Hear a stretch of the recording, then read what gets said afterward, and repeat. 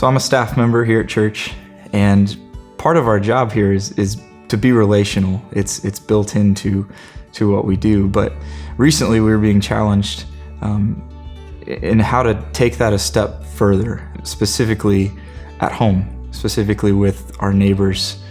Brooke and I live in an apartment complex, and if you've ever lived in an apartment, you know that it's difficult to get to know your neighbors. And we didn't know even the names of most of our neighbors in our building until somebody pulled the fire alarm. And it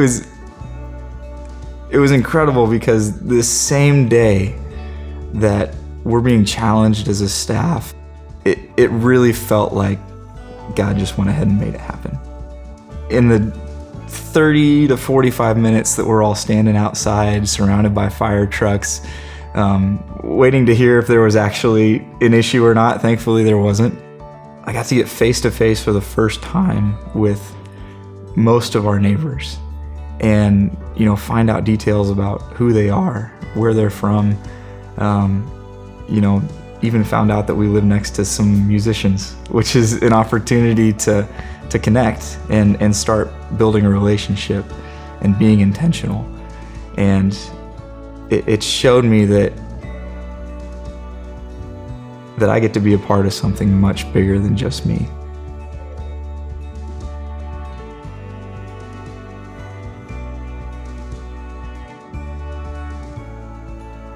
So May 29th, coming up, will be the third anniversary of losing my beloved husband. He had a long-term 10-year illness with early onset Alzheimer's from age 50 till he passed away. And so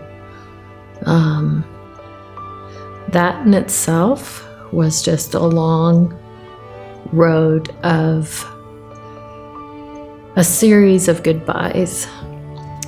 To be with someone you love deeply for so long and to not have them there has probably been the hardest thing in my journey with Jesus the last 30 years that I've known Christ.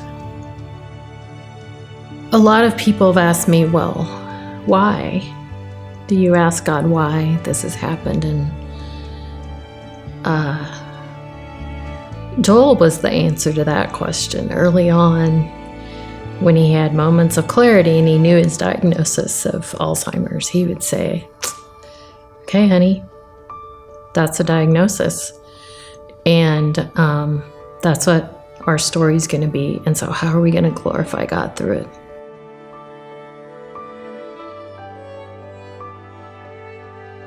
So, my drug dealer got saved. I was sitting there talking with him. He invited me to church. I wanted nothing to do with it. I said, you're my friend. We party together. This is going to ruin things for us.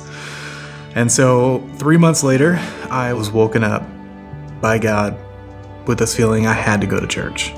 And so we sat there listening to the Word of God being preached out of Genesis. And he kept telling us that our jacked up stories, the things that have happened in our lives, the way we have lived, can be used by God for His story. And so that hit me hard because I had lived a rough life. Grew up with a single mom, grew up poor. My mom was disabled when I was about 11 or 12, and I had to take over a lot of the responsibilities in the house. And so to have this guy say that there could be a purpose for that, and the Bible backing that up, was pretty huge to me. I had never heard the gospel before. And he told me that Jesus died for me, that he didn't stay dead, but he rose from the dead. He conquered Satan, sin, and death. And now I can live a life because of that gospel truth that glorifies God, that puts me in relationship with the God the Father. And so that truth changed my life. So the beauty of the story is it's unfolding, and we don't know when or how God is going to bring someone on our path. I really have a heart for women who've walked a similar journey to help them put their hand in the hand of Jesus. That there is a God who loves you, who is for you, and nothing can separate you from his love. I think the point ultimately is that God's on the move and he's working.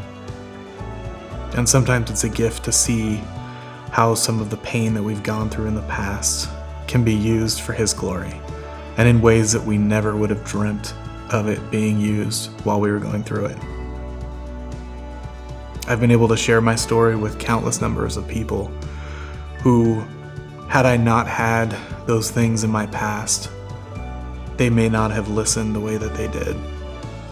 So sometimes it's a story that happens to us, and sometimes it's the things that we choose to do. But God can use all of it for his glory.